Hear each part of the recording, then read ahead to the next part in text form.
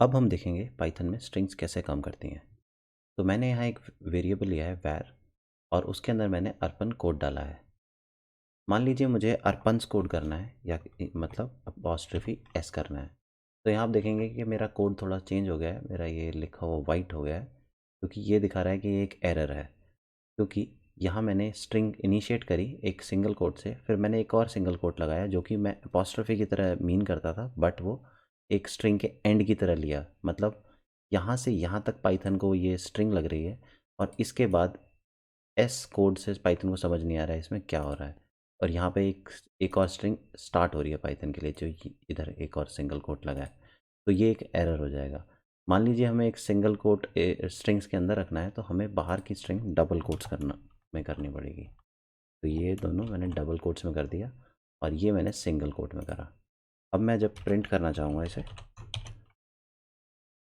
तो ये चल जाएगा अर्पन्स कोड।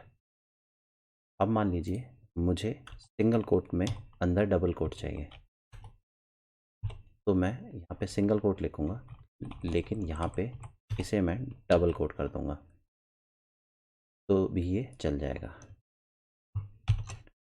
ऐसे मैंने अर्पन्स डबल कोट। तो ये लिखने के लिए वैसे तो सही है। अगर मान लो आपको multiple lines of code multiple lines of string लिखनी है तो आपको क्या करना होगा, तो आपको ट्रिपल कोट्स लिखने पड़ेंगे ऐसे।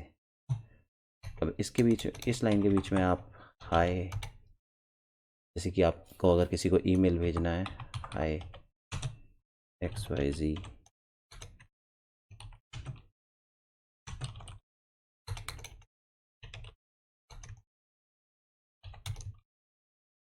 तो जैसे कि आप देख सकते हैं ट्रिपल कोट्स के अंदर मैं जो भी लिखूँगा मल्टीपल लाइंस में वो चला जाएगा। अब मैं इसे चला के देखता हूँ तो आप देखेंगे ये प्रिंट हो गया है हमारा यहाँ पे आउटपुट। अगर मैं इसे डबल कोट्स भी करूँगा तो भी ये चलेगा। डबल कोट्स के 3 बार लिखना है मुझे और इसके बीच में ये वैल्यू डाल देनी है और ये पिछले के ट्रिपल कोट्स हटाएंगे हम और इसे चला देंगे। ये जब चलाया मैंने तो भी ये चल गया है। तो अब हम देखते हैं हम किसी, अगर आपको मान मान लीजिए, तो मैं हटा देता हूँ ये। अगर मान लीजिए मैं लिखता हूँ यहाँ हेलो वर्ल्ड, तो अगर मुझे सिर्फ वी वैर वेरिएबल का सिर्फ एच प्रिंट करना है तो मैं क्या करूँगा, तो पाइथन क्या करती है हर एक इधर के हर एक कैरेक्टर को एक यूनिक इंडेक्स प्रोवाइड करेगी। तो यूनिक इंडेक्स कुछ इस तरह के तरीके से होंगे 1 0 1 2 3 4 5 6 एंड सो ऑन। तो अगर मुझे ज़ीरोथ कैरेक्टर पे ज़ीरोथ इंडेक्स पे कैरेक्टर एक्सेस करना है तो मैं यहाँ ज़ीरो लिखूँगा। इसको मैं कमेंट कर देता हूँ। कमेंट पाइथन में हैश डाल के होते हैं, किसी भी लाइन के आगे आप हैश डाल देंगे तो कमेंट हो जाएगा। तो जैसे कि आपको समझ आए, तो ये ज़ीरोथ कैरेक्टर हमारा एच है। तो यहाँ अगर मैं स्क्वायर ब्रैकेट्स में वैर के आगे ज़ीरो लिख दूंगा स्क्वायर ब्रैकेट्स के अंदर तो एच प्रिंट हो जाएगा। चलिए इसे रन करते हैं तो आप देख सकते हैं एच रन हो गया है। ऐसे ही अगर मुझे यहाँ ई एक्सेस करना है तो आप देख सकते हैं ई का इंडेक्स 1 है। तो अगर मुझे ई एक्सेस करना है तो मैं यहाँ ज़ीरो की जगह 1 डाल दूँगा और इसे चला दूँगा। तो आप देख सकते हैं यहाँ ई प्रिंट कर दिया है। तो यहाँ पे हमने पॉजिटिव इंडेक्स देखा। ऐसे ही पाइथन एक नेगेटिव इंडेक्स भी असाइन करती है जो कि पीछे से असाइन होते हैं। मतलब ये जैसे कि 0 से 1 2 3 4 5 6 चलते हैं, ऐसे ही पीछे से इंडेक्स -1 -2 -3 -4 की तरह चलते हैं। तो डी को असाइन होगा -1, एल को असाइन होगा -2, आर को असाइन होगा -3, ओ को असाइन होगा -4 एंड सो ऑन। तो अगर मैं यहाँ पे 1 की जगह -1 कर दूँ तो यहाँ पे आपके हिसाब से क्या प्रिंट होना चाहिए? बिल्कुल सही, यहाँ पे डी प्रिंट होगा। ऐसे ही अगर मैं -2 कर दूँ तो यहाँ पे क्या प्रिंट होना चाहिए? एल। तो ये एल प्रिंट हो गया है। और इन कंसेप्ट को आप अच्छे से समझ लीजिए, क्योंकि ये पाइथन के इंटरव्यूज़ और अलग रिटन टेस्ट सब में पूछे जाते हैं। तो इस कंसेप्ट को आप जितनी अच्छी तरीके से समझ लेंगे उतना बेहतर होगा। तो अगले सेक्शन में इस कंसेप्ट को हम और अच्छे से समझेंगे। जब भी आप एक वेरिएबल में स्ट्रिंग डिफाइन करते हैं तो पाइथन उस वेरिएबल के हर कैरेक्टर को 2 यूनिक इंडेक्स असाइन करता है, एक पॉजिटिव और एक नेगेटिव। इंडेक्स की पॉजिटिविटी या नेगेटिविटी डिपेंड करती है आप स्ट्रिंग को किस डायरेक्शन में रीड करते हैं, लेफ़्ट टू राइट या right to left. Python string के हर एक कैरेक्टर को 2 इंडेक्स प्रोवाइड करेगी, एंड अगर आप किसी स्ट्रिंग को लेफ़्ट टू राइट एक्सेस करना चाहते हैं तो इंडेक्सिंग 0 से स्टार्ट होगी और फिर इंक्रीमेंट होगी। बट अगर आप किसी स्ट्रिंग को राइट टू लेफ़्ट एक्सेस करना चाहते हैं तो इंडेक्सिंग नेगेटिव से स्टार्ट होगी और उसके बाद डिक्रीमेंट होती जाएगी। अगर आपको एक पर्टिकुलर कैरेक्टर नहीं बल्कि एक सब स्ट्रिंग यानी कि रेंज ऑफ कैरेक्टर्स प्रिंट करना है, मान लीजिए आपको हेलो वर्ल्ड में से सिर्फ हेल्प प्रिंट करना है, तो वो कैसे होगा? वो हो सकता है कि जब हम स्क्वायर ब्रैकेट्स में बीच में कोलन डाल दें, और कोलन के लेफ़्ट साइड स्टार्ट इंडेक्स आता है और राइट साइड एंड इंडेक्स आता है, और एंड इंडेक्स आपके डिज़ायर्ड इंडेक्स से हमेशा +1 होगा, यानी कि आपका स्टार्ट इंडेक्स होगा 0 और एंड इंडेक्स होगा 4, क्योंकि आपको सिर्फ हेल्प प्रिंट करना है। तो यहाँ पे अगर मैं डालूँगा 0, और हाँ हम काउंट करेंगे इंडेक्स इसका 0 1 2 3 और 4 पे हम एंड कर देंगे, बट हमारा 4 प्रिंट नहीं होगा, बट एंड इंडेक्स हमारा डिज़ायर्ड इंडेक्स से +1 होता है। तो यहाँ पे हम डालेंगे 4 और इसे रन कर देंगे। जैसे ही हम इसे रन करेंगे तो आपका हेल्प प्रिंट हो जाएगा।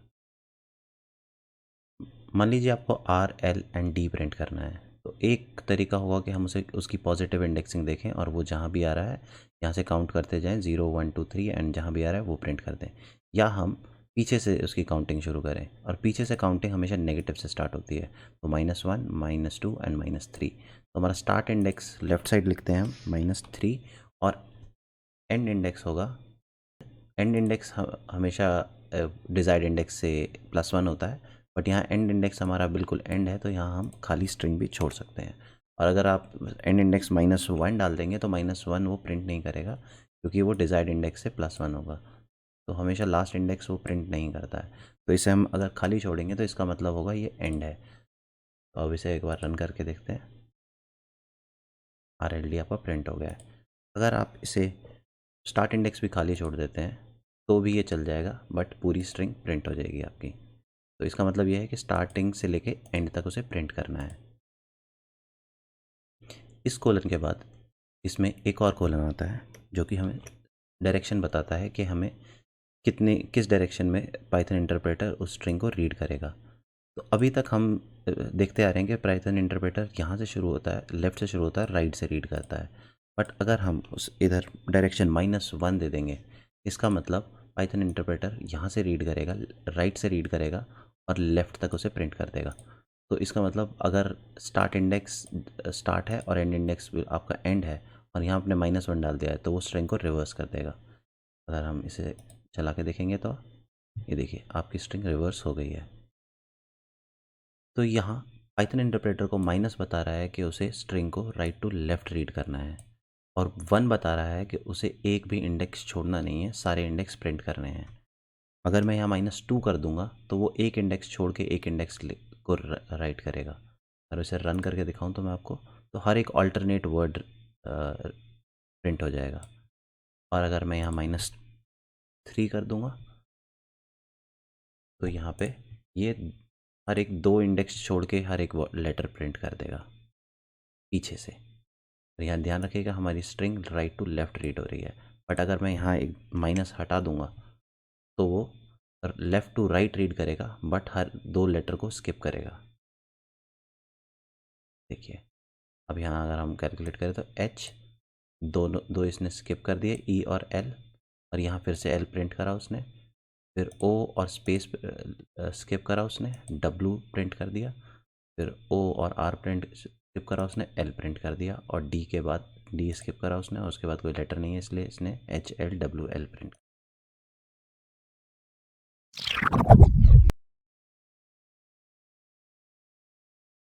फॉर्मेटेड स्ट्रिंग्स हमें तब काम आती है जब हमें कुछ डायनामिक कंटेंट लिखना होता है। मान लीजिए मेरे 2 वेरिएबल हैं, फर्स्ट एंड लास्ट, जिसमें अपने मैंने फर्स्ट और लास्ट नेम स्टोर कर रखे हैं, और मुझे ये प्रिंट कराना है Arpan square brackets Gaur is a coder, और ये अर्पन और गौर मेरे दोनों वेरिएबल से मैं एक्सेस करूँगा। तो मैं कुछ इस तरीके से लिख सकता हूँ, मैसेज इक्वल्स टू फर्स्ट, तो फर्स्ट वेरिएबल में अर्पन स्टोर्ड है, plus space square bracket plus, फिर हमें दोबारा स्पेस देना होगा, लास्ट, फिर से प्लस, ये space, message is a code. और अगर मैं अब इसे प्रिंट कर रहा हूँ,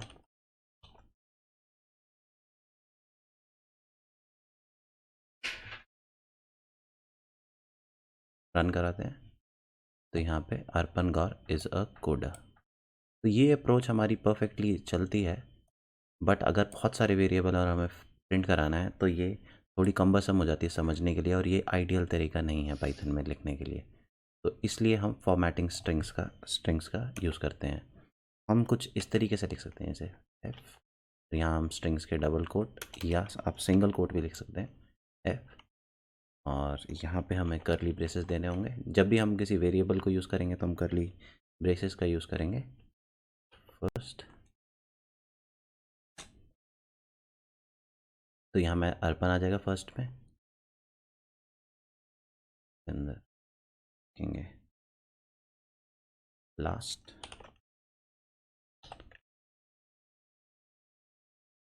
इस कोड।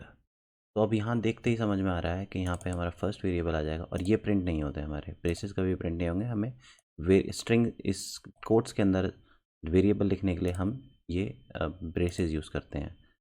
तो फर्स्ट और फिर स्क्वायर ब्रैकेट्स ओपन, क्योंकि हमें इस फॉर्मेट में चाहिए था, हमें बस स्पेस डालने पड़ेंगे बीच में, ये स्पेस भी आ गया।